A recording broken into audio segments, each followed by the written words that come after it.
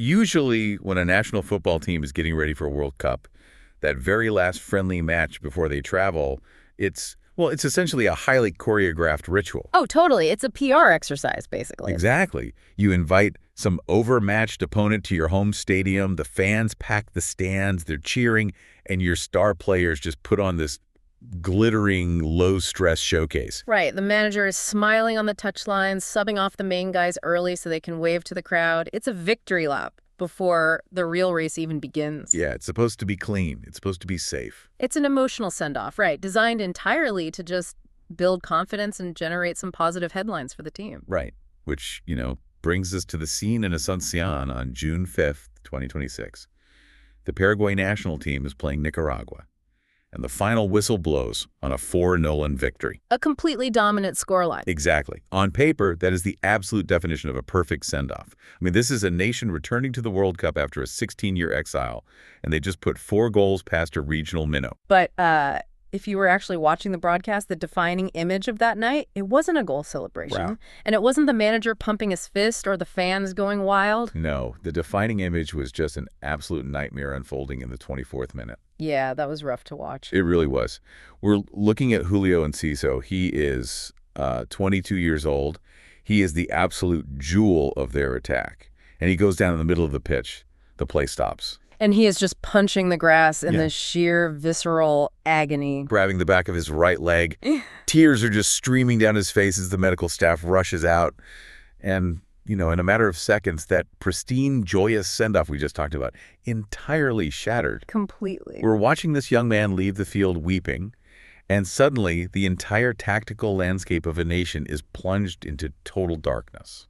Yeah, because for Paraguay, Julio Enciso isn't just some talented winger. Right. He is the single fragile thread holding together the most extreme, polarizing, and honestly deeply cynical tactical experiment at the 2026 World Cup. He really is. And that is the exact reality of the situation we're diving into. Yeah, without him, a team that is already a walking paradox in modern international football, they might just completely unravel. And that is exactly what we are tearing into today.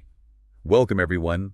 We're unpacking the fascinating, contradictory, and deeply passionate profile of the Paraguay national football team as they head into Group D. It's quite a story. It really is. And for you listening, whether you're a diehard soccer fan or just prepping to watch the United States, Turkey, or Australia in this tournament, you need to understand the team they are about to run into. For sure, because what Paraguay is doing, it's a masterclass in psychology. It's about cultural identity and the brutal art of achieving maximum results with the absolute bare minimum of resources. It's basically a study in survival. It really is. In an era where every top team wants to dominate the ball, possess the ball, Paraguay has built an entire philosophy on the premise of suffering. But before we get to the actual mechanics of that suffering... And how one torn hamstring might ruin it all. Right, exactly. We really have to understand the ghosts haunting this team. To understand the sheer emotion in that stadium against Nicaragua, you have to understand the drought. Paraguay has not stepped onto a World Cup pitch since 2010. 16 years. To put that in perspective for a second, there is an entire generation of Paraguayan youth, the ones currently buying jerseys and painting their faces. Yeah. They have no living memory of their country playing on the biggest stage. None. They've only heard the mythology of past glories. And that 2010 run really was mythological for them. They made it to the quarterfinals in South Africa. They had absolute icons on the pitch, too. Roque Santa Cruz, Oscar Cardozo, Lucas Barrios. Oh, man, what a lineup. And they went toe-to-toe with Spain. And remember, Spain was in the middle of their golden generation, going on to win the whole tournament. Right, the peak of tiki-taka. Exactly. And Paraguay pushed them to the absolute brink. They missed the second-half penalty when it was 0-0, and they only lost to a late goal from David Villa. It was heroic. What? The music just stopped. Total collapse. They failed to qualify for Brazil in 2014, Russia in 2018, and Qatar in 2022. Just a brutal stretch. Yeah, and it wasn't just a dip in form. It was a systemic failure to regenerate talent and establish any kind of modern tactical identity. And if you look at how this current 2026 CONMEBOL qualifying campaign began, it looked exactly like history repeating itself on a loop. Oh, the South American round-robin format. It is notoriously unforgiving. There are no easy games, right? You have to play in the altitude of Bolivia, the insane heat of Colombia, and the hostile stadiums of Argentina and Brazil. And in that crucible, Paraguay started by securing exactly 1 point from their first 3 matches. It was a disaster. They managed a 0-0 draw at home against Peru, and Peru was playing with 10 men for an entire half. Ouch. Yeah. Then they went to Venezuela and lost 1-11. Then they went to Argentina and lost 1-0. 6 games into the cycle, they had scored exactly 1 goal. 1 goal in 6 games. Yeah, I remember looking at the standings at that point, and the tactical structure was just non-existent. The players looked completely paralyzed by the weight of that 16-year failure, and the fan base was practically in open revolt. Well, they were staring down the barrel of a 4th consecutive missed World Cup. And when a national team hits that specific kind of rock bottom where the psychological rot is actually deeper than the tactical flaws, Right. you don't need a coach who brings in complex passing drills. You need someone who performs emergency triage. Enter Gustavo Alfaro, August 2024. The Paraguayan Football Association fires Daniel Garnero and brings in this veteran Argentinian manager. Yeah, Alfaro. And looking at what Alfaro did, he feels exactly like a ruthless corporate turnaround specialist. You know what I mean? Oh, that's a great comparison. Right. Like a failing company is trying to do 20 different things terribly. The turnaround specialist walks into the boardroom, cancels all the vanity projects, and strips the entire operation down to its studs. They basically say, we are terrible at 19 things, but we are going to be world-class at this one thing. Yes. Yeah. And they build the entire survival strategy around it. That is a phenomenal way to frame it, because mechanically that is exactly what Alfaro did. He didn't come in trying to implement a flowing possession-based style. No. He didn't ask his center backs to start playing intricate passes through a high midfield press. He looked at the historical identity of Paraguayan football. He evaluated the specific physical traits of the players sitting in his locker room, and he instituted absolute, unapologetic pragmatism. He actually quoted Pat Riley, the legendary NBA coach, to explain his philosophy when he took the job. Did he really? Yeah. Alfaro said, if I want to build an offensive team, the first thing I have to do is work on defensive discipline. Otherwise, my ass is going to be out of here. Wow. It's brilliant in its bluntness, honestly. He understood that the bleeding had to stop immediately. And, Alfaro is a fascinating psychological profile himself. Well, he retired from playing at age 30 because he knew his mind for the game outpaced his physical abilities. He built his entire reputation in Argentina by taking a very humble club, Arsenal de Sarandí, and winning trophies simply by making them the most annoying, physically punishing team to play against. It's a nightmare for opponents. Exactly. He even wrote a book after taking Ecuador to the 2022 World Cup titled Cazadores de Utopias Imposibles, Hunters of Impossible Utopias. Which earned him probably the greatest nickname in South American management, El Cazador, the hunter. The hunter, yes. He hunts results. He hunts clean sheets. He is completely unbothered by aesthetics. He doesn't care if it looks pretty. And what he hunted with Paraguay was nothing short of miraculous. I mean, from that abysmal start we just talked about, Alfaro just rewired the squad's brains. He really did. They went on this stunning run. And I'm not talking about grinding out 1-0 wins against the teams at the very bottom of the table. They beat Brazil 1-0. They beat Uruguay 2-0. And we have to talk about that night in Asuncion against Argentina. The reigning World Cup champions. Messi is on the pitch. That 2-1 victory wasn't just a football match. It was like an exorcism for the entire country. They didn't just survive. They physically bullied the world champions. They absolutely did. And they eventually secured 6th place in the CONMEBOL standings with 28 points, claiming the final automatic qualification spot and entirely avoiding the whole anxiety of those interconfederation playoffs. But to really understand how Alfaro orchestrated that turnaround, you have to understand that it wasn't just about drawing up better defensive traps on a whiteboard. But it was deeper than that. Much deeper. It was profoundly psychological. When he took over, he didn't just give them a new formation. He explicitly urged his players to rediscover their DNA. He realized that to fix the team on the pitch, he had to heal them culturally off it. He weaponized national pride. And that DNA is something incredibly specific to Paraguay. They go by 2 nicknames, right? Yeah. Aliberosha, which translates to the white-red, obviously referring to their classic striped jerseys. But the other nickname is much heavier, Los Guaraníes. Yes. Honoring the indigenous Guarani people and their language. And in Paraguay, unlike in many other Latin American nations where indigenous languages were entirely marginalized over the centuries, Guarani is co-official and widely spoken alongside Spanish. It permeates daily life there. It's heavily integrated into the national team's culture, too, right? Like, Yeah. the players will actually communicate on the pitch in Guarani. Exactly. So their Spanish-speaking South American opponents have absolutely no idea what tactical adjustments they were calling out. It's an incredible competitive advantage, but it also speaks to a really unified identity. And from that deep cultural root comes the foundational concept of Paraguayan football, which is Garra Guarani. Okay, we need to unpack Yeah. that. Define Garra Guarani for me because, it gets thrown around a lot as a sports cliche, but it's actually a deeply ingrained sociological phenomenon. It is. So the literal translation of Garra is claw. It's this claw-like grip of collective resilience. But to really understand it, you have to look at Paraguayan history. This is a landlocked nation that has faced catastrophic conflicts, most notably the War of the Triple Alliance and the Chaco War. Right. The national consciousness is built on the idea of being surrounded, outgunned, and outmanned, yet absolutely refusing to yield.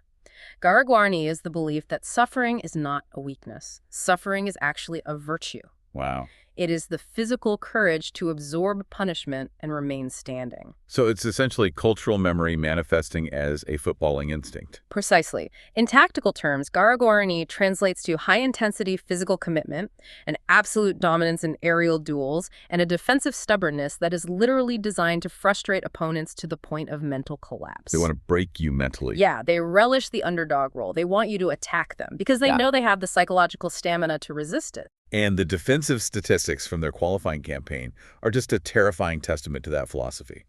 Over 18 qualifying matches against some of the most lethal attacking talent on the planet. Oh, yeah, we're talking Lionel Messi, Vinicius Jr., Luis Diaz, Darwin Núñez. Exactly. The absolute best.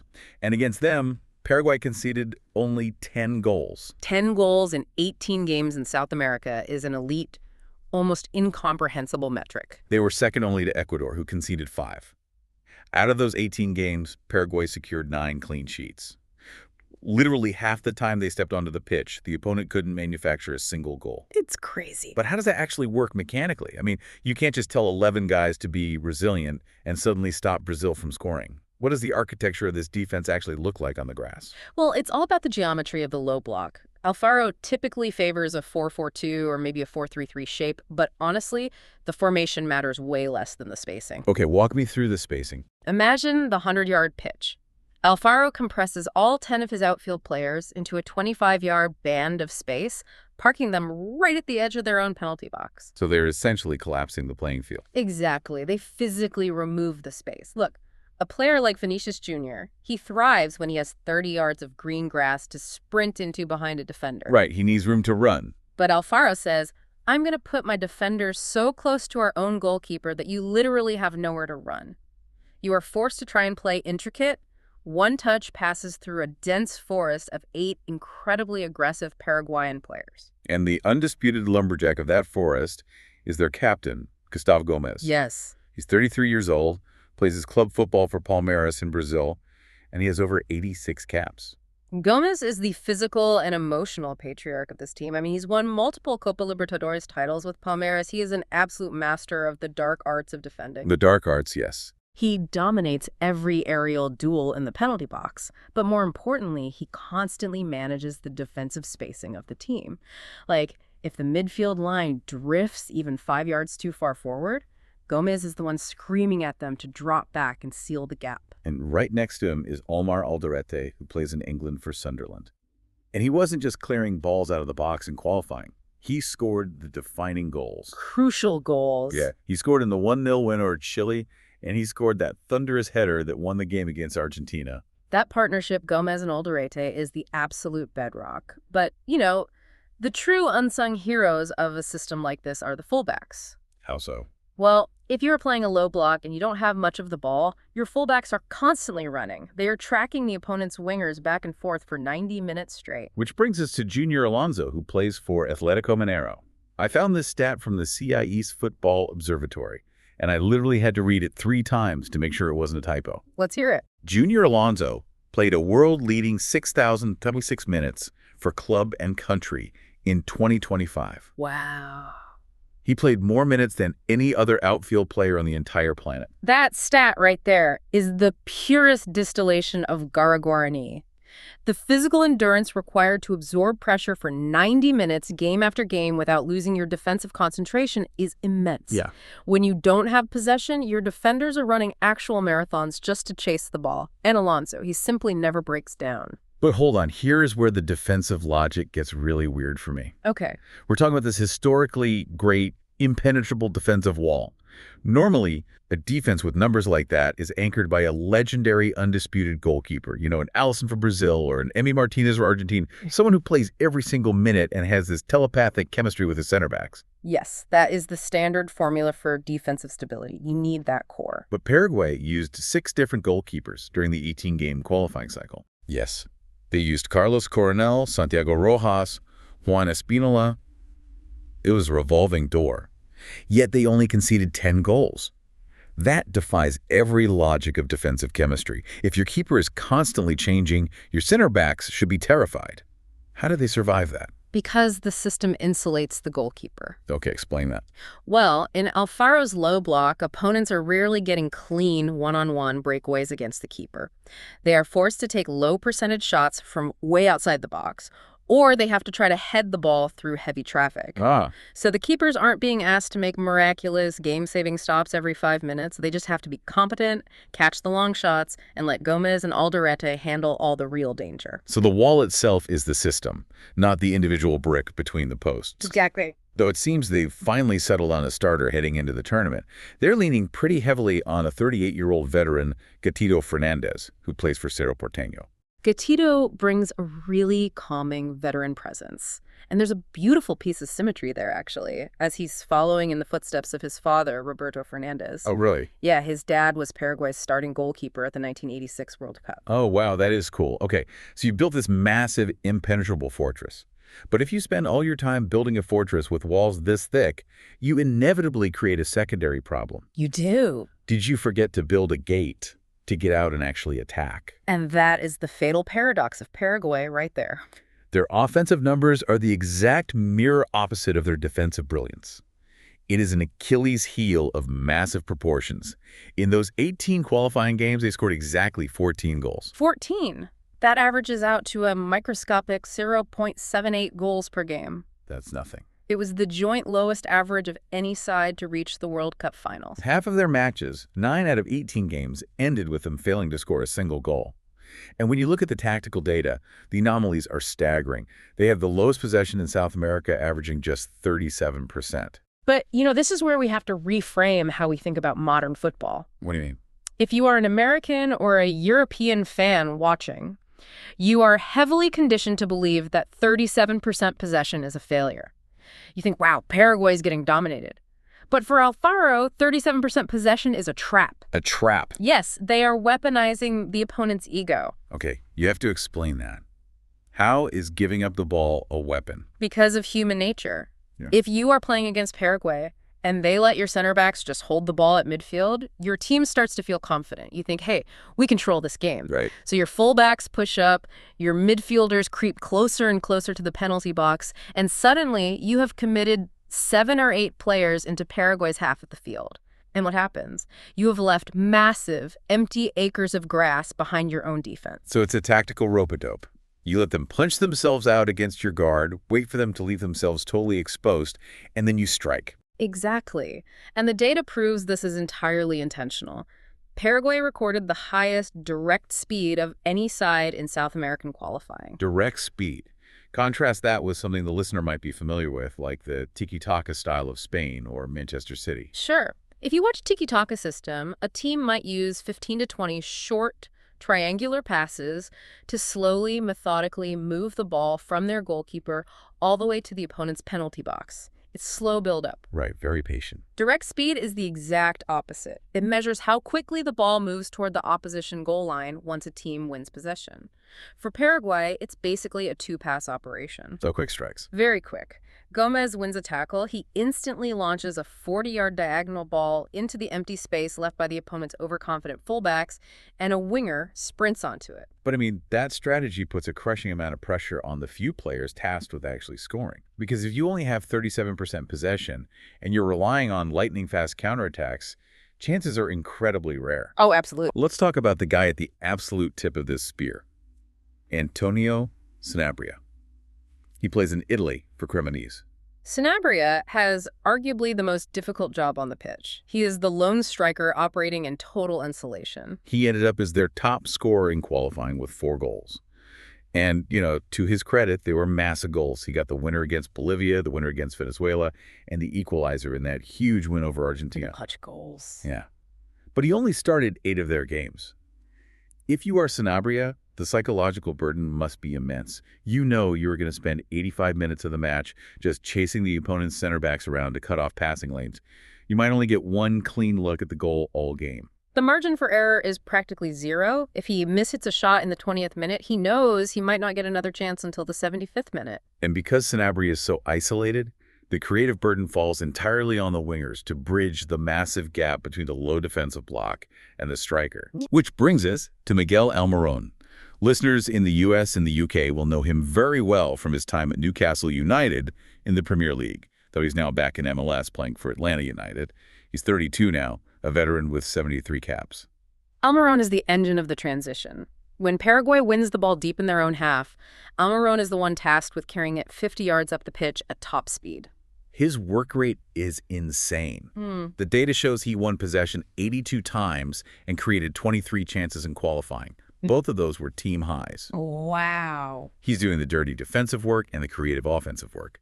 But there is a very vocal contingent of critics in Paraguay who say it isn't enough, right? Yeah, the criticism stems from his final product. For all his running, all his pressing, and all his heart, he only scored a few times in the cycle. Fans expect their star attacking player, the guy who played in the Premier League, to put the ball in the back of the net more consistently. Though it's worth noting he did just score in that 4-0 friendly win over Nicaragua, so perhaps he's finding his finishing boots at exactly the right moment. Let's hope so. But looking at players like Gomez, Alonso, and Almiron, it really highlights a tension in this squad. The veterans are tasked with so much exhausting structural and defensive work that they physically cannot provide the attacking spark for 90 minutes. They're just too tired. Right. Alfaro desperately relies on a specific group of young players to inject pace, chaos, and unpredictability. It's a delicate, almost precarious balance. You have the rigid, cynical structure provided by the veterans, and you need this dynamic, fearless improvisation provided by the youth. So let's introduce this next generation, because if Paraguay makes a deep run, these are the names you'll be hearing. Let's start with Diego Gomez. He's a 23-year-old box-to-box midfielder playing for Brighton in the Premier League. Diego Gomez is a revelation. Brighton has an incredible scouting network, and they saw a player with an outrageous athletic profile. He's everywhere on the pitch. He brings incredible industry to the midfield. But unlike the older defensive midfielders, he offers a legitimate goal threat. He actually reached double figures in goals for his club this season. He is the modern two-way engine of this team. Although he did give the entire nation a collective heart attack back in April when he went down with a knee injury scare. Oh, that was terrifying. But thankfully, he fully recovered. Then you have other young midfielders stepping into crucial roles in Alfaro's high-intensity system. You have Matias Galarza, who also plays for Atlanta United alongside Almiron. He just scored against Nicaragua. And Damian Bobadilla, who plays for Sao Paulo in Brazil. Galarza and Bobadilla are fantastic, energetic players, but we have to be really clear about their roles. Okay. Even these young players are still primarily operating within the strict defensive parameters set by Gustavo Alfaro. They are cogs in the machine. There is only one player on the entire roster who was explicitly given the license to break the mold. Just one. One player who is allowed to abandon the defensive structure to be the unpredictable X factor. And this brings us crashing back to our opening hook. The player we are talking about is Julio Enciso, the 22-year-old playing in France for Strasbourg. His nickname is literally La Joya, the Jewel. Describe his game because it is wildly different from everything else we've talked about with Paraguay. Enciso is a total anomaly in the Paraguayan system. He is arguably the most purely creative, technically gifted talent the country has produced in 2 decades. High praise. While the rest of the team is focused on winning tackles and clearing the ball, Enciso is a walking highlight reel. He has exceptional close-control dribbling. He can take the ball in a phone booth, beat 3 defenders, and create something completely out of nothing. And his shooting. Oh, he's famous for scoring these outrageous Puskas Award-worthy 30-yard screamer goals. He scored 3 times in qualifying. Which means he accounted for over 20% of their entire goal output. So we return to June 5th. Asunción. The 24th minute against Nicaragua. The 4-0 victory that felt like a funeral. Enciso clutching his right hamstring in tears. Based on how we've just established the mechanics of this team, well, let me ask you directly. If this injury is a severe tear and he misses the group stage, does Alvaro's entire tactical system simply collapse? It is the nightmare scenario that will be keeping Gustavo Alfaro awake at night. And the short answer is yes, it is a catastrophic crisis. But surely you just plug in another winger, right? You have Galarza, you have other fast players. Yeah. Why does the absence of this one specific 22-year-old break the whole machine? Because of the extreme polarization of Alfaro's tactics. When you compress your team into that 25-yard low block we talked about, your route out of your own half relies entirely on an individual release valve. Okay. When the pressure gets too high and the opponent is suffocating you, you give the ball to Enciso. He's the only player who can reliably carry the ball 40 yards up the pitch while surrounded by defenders, drawing fouls, and relieving the pressure. So without him, they just get pinned back. Because they literally don't have the passing structures to build out of the back methodically. Exactly. Without Enciso's gravity, opponents won't fear the counterattack as much. If you are playing the United States and Enciso isn't on the pitch, the U.S. fullbacks will push all the way up to the edge of the penalty box. They will completely suffocate Paraguay, wave after wave. Just relentless pressure. And it also forces Almiron to try and do everything by himself on the opposite wing, which makes the team entirely one-dimensional and incredibly easy to defend against. Enciso's injury isn't just the loss of a talented player, it's the amputation of their primary survival mechanism. Wow. So we have a team forged in the brutal fires of South American qualifying. They are armed with an impenetrable, cynical defense. They are fueled by the historic cultural fighting spirit of Guarani. But they are battling severe offensive starvation, and they are facing a monumental crisis with their best attacking player potentially sidelined. The World Cup waits for no one. So how does this bizarre, gritty, paradoxical team actually match up when the whistle blows? Let's predict the Group D battlefield. Group D is fascinating because you have 4 teams with legitimate arguments for advancing, but they all play radically different styles of football. Let's start with Match Day 1, June 12, 2026.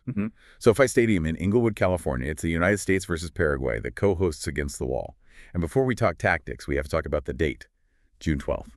The emotional weight of this game for Paraguay cannot be overstated. If you look at a calendar in Paraguay, June 12th is Dia de la Paz del Chaco. It is a massive national holiday remembering the end of the Chaco War, which was a brutally bloody conflict fought against Bolivia in the 1930s over disputed territory. It is a day deeply tied to national sacrifice and resilience. The emotional stakes for La Albaroja playing on that specific day on global television are going to be astronomically high. It is the ultimate Guarani alignment. They will be willing to run through a brick wall that day. And on the other side of the pitch, you have the United States, managed by Mauricio Pochettino.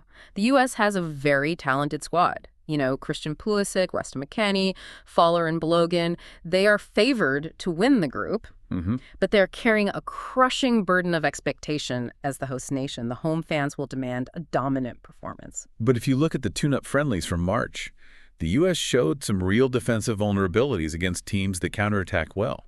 They lost 5-2 to Belgium and 2-0 to Portugal.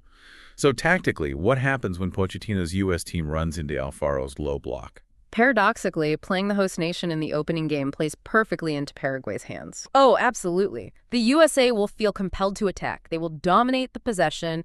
The 70,000 American fans in the stadium will be roaring, urging their team forward. Which is exactly the trap Alfaro wants them to walk into. Precisely. Paraguay will happily sit in their low block, absorb the pressure, and wait for the U.S. to overcommit.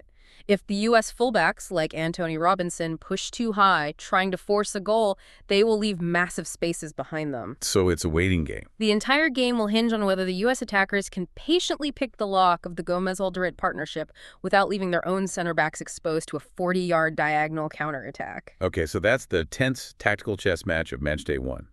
Then we move to Match Day 2, June 19th, Levi Stadium in Santa Clara. It is Turkey versus Paraguay.